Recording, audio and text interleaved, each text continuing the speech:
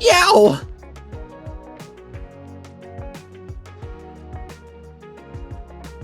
What the hell? Pinocchio, you rat fink. I just cut my foot on one of your pissant toy soldiers. No need to scream, Blue. I can hear you just fine from here. No need, but I'm wounded. I've got 2 points worth making, both of which can be set at a reasonable volume. First, I am not the one who set up my wooden soldier collection all over the bedroom floor. They're the only possessions I was able to bring out of the homelands with me, carved by my own father, Geppetto, who never made it out at all. As such, they're the only things I have to still remember my dad, who, for all I know, may be dead, or even worse, enslaved all these years. For exactly that reason, I treasure them too much to treat as mere toys. But Flycatcher can't seem to get that notion through his thick skull! He's the one who sneaks into our room to play with them, which brings us nicely to my second point. If you wouldn't sleep until past noon on your days off, you would have been up long before Flycatcher came by to play army with my irreplaceable keepsakes. Speaking of which, Fly had a message for you. There's some big commotion in the business office, and Bigby wants you down there as soon as you wake up. After the fall of the keep at World's End, I was captured alive by the Emperor's soldiers.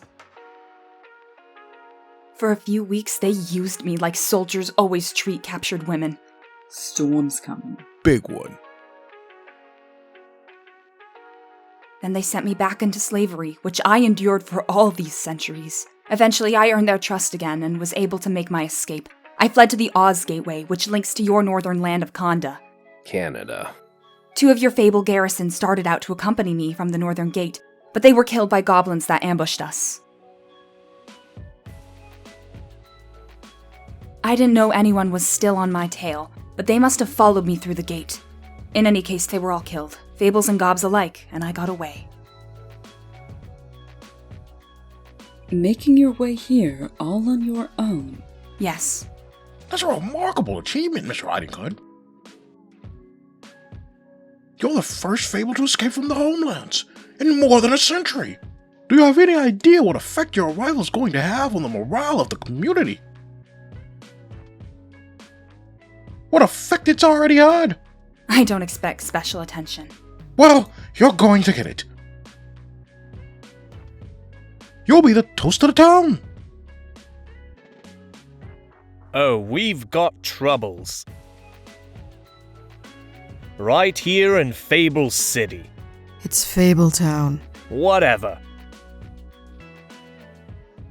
For the first time in our history, the Fabletown coffers are full to overflowing. The money has well and truly rolled in, but is any of it rolling back out again to enrich the lives of us mere citizens?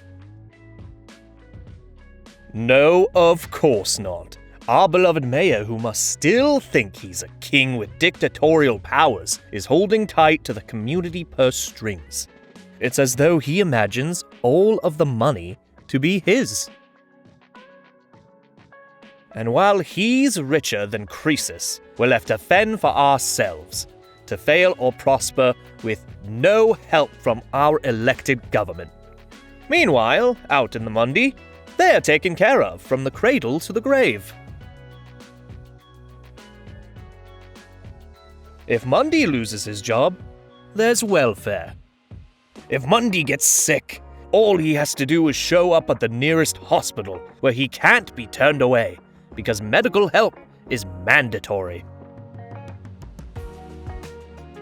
If Mundi's not able to get into the school or sports event or social club he wants to join, he can sue, and his government will force the offending institution to open its doors to him. Even if he spills a cup of coffee on himself, he can sue for $1 million. Mr. Mundy is cared for by his government. But here in Fabletown, it's a different story altogether. When some misfortune happens to one of us, it's too bad, but you better find a way to fix it fast or it's off to the farm with you. We're Fables, for heaven's sake, and yet not one of us is as well off as the most miserable, decrepit Mundy. Now I ask you, is that right? No! Is that the way things ought to be? No!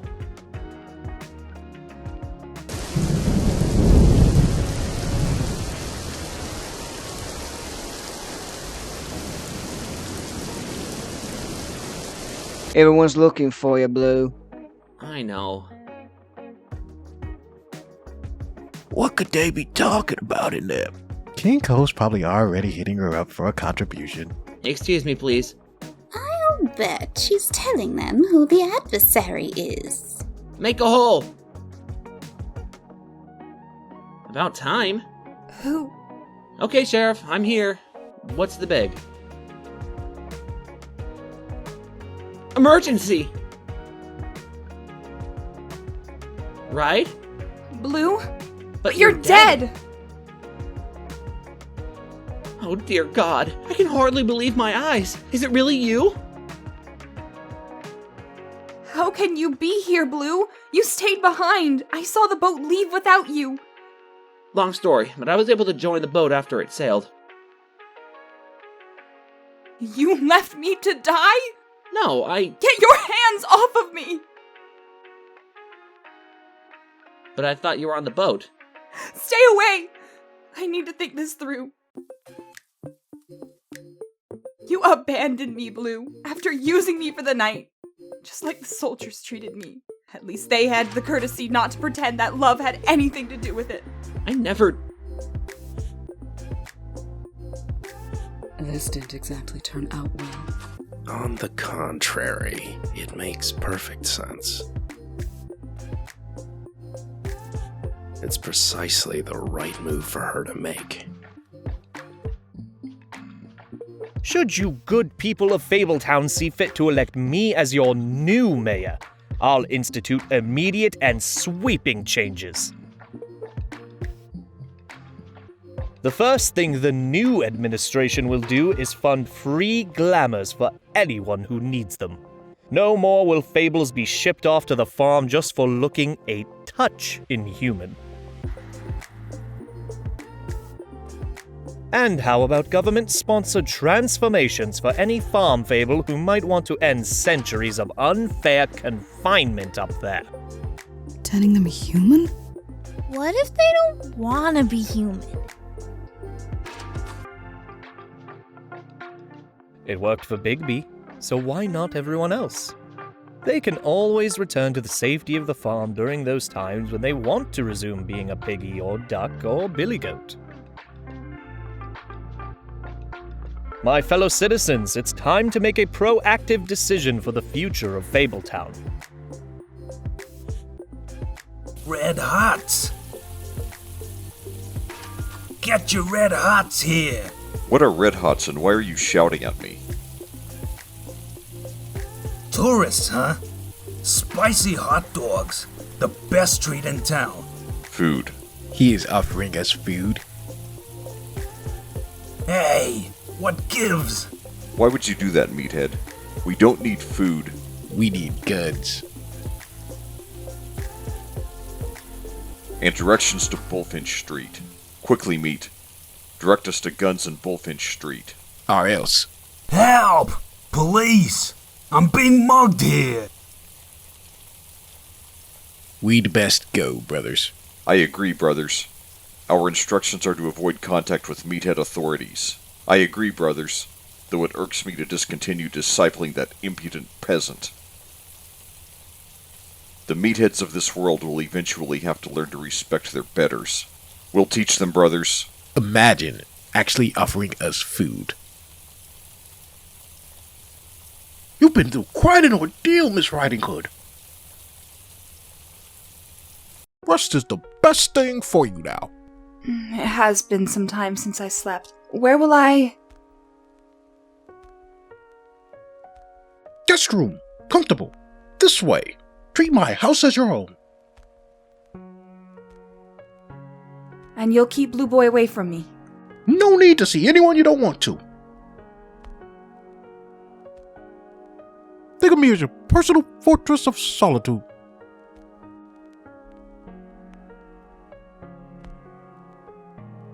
Bigby, we need to talk.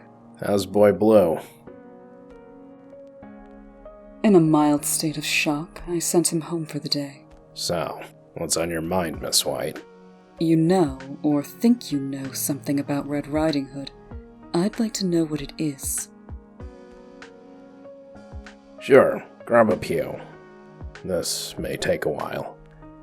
Do you know why I took extended leaves back in 1916, and again in 1939? I'm not an imbecile. I can read a calendar. Everyone knew you snuck off to fight in the wars. You seem to want to keep it a big secret, so I never asked you about it before. I've often wondered why you did it. After all, it wasn't our fight. Mundy business. A short-sighted way to look at things. A wolf grows up knowing he needs to protect his territory or risk losing it. We've each been part of this country far longer than any Mundy. Some might reasonably argue that only increases our duty to fight for it. And in what way does this pertain to the Riding Hood situation? During the wars, I did my share of fighting behind enemy lines.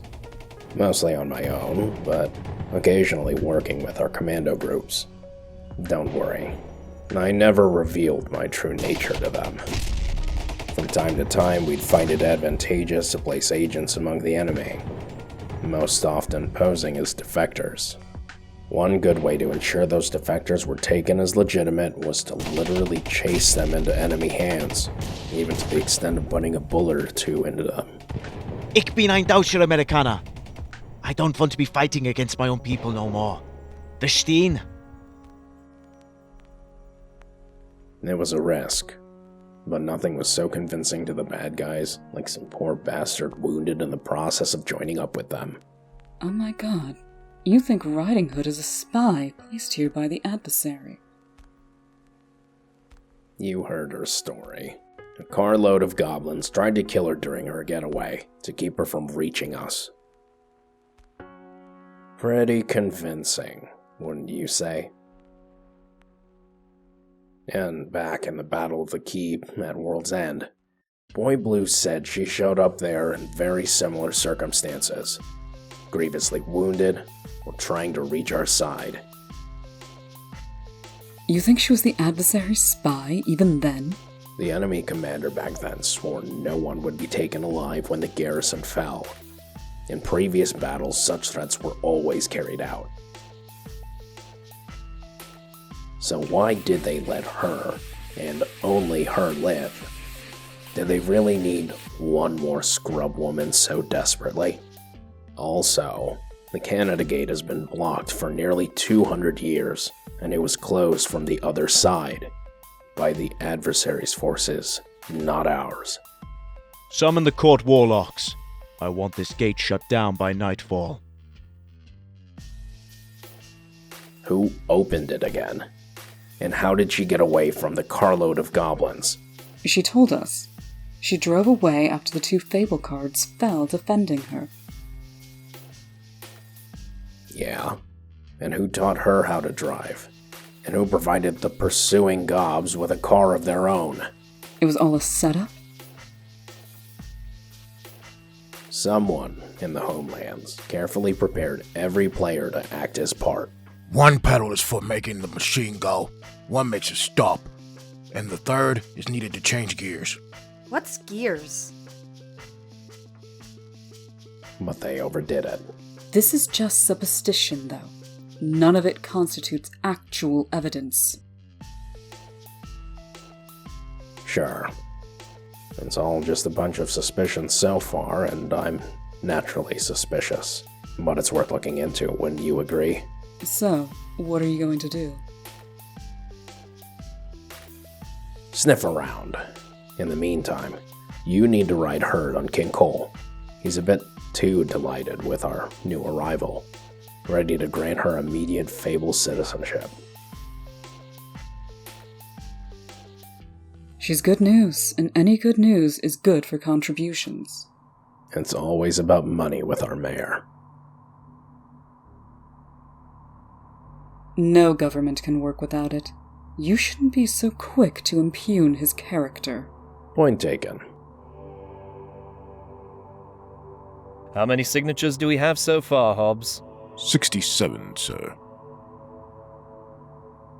We'll triple that number, quadruple it on our first trip to the farm.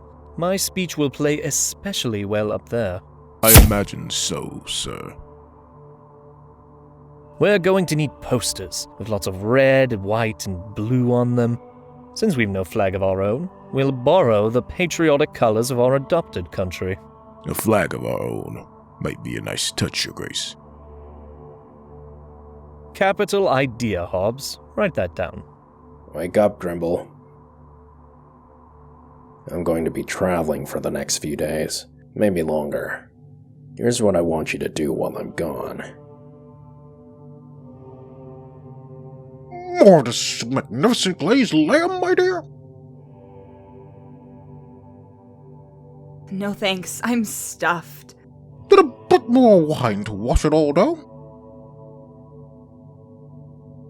No, I'm fine, really. I'm not used to such bounty. You made it to get your health back after years of neglectful treatment by those monsters occupying our homelands. I'm sorry to admit that there are still trials ahead of you. Minor ones only, but... What do you mean? Bigby will have to interview you. It's a standard requirement for all new arrivals. But don't worry, these much changed since your last unfortunate encounter.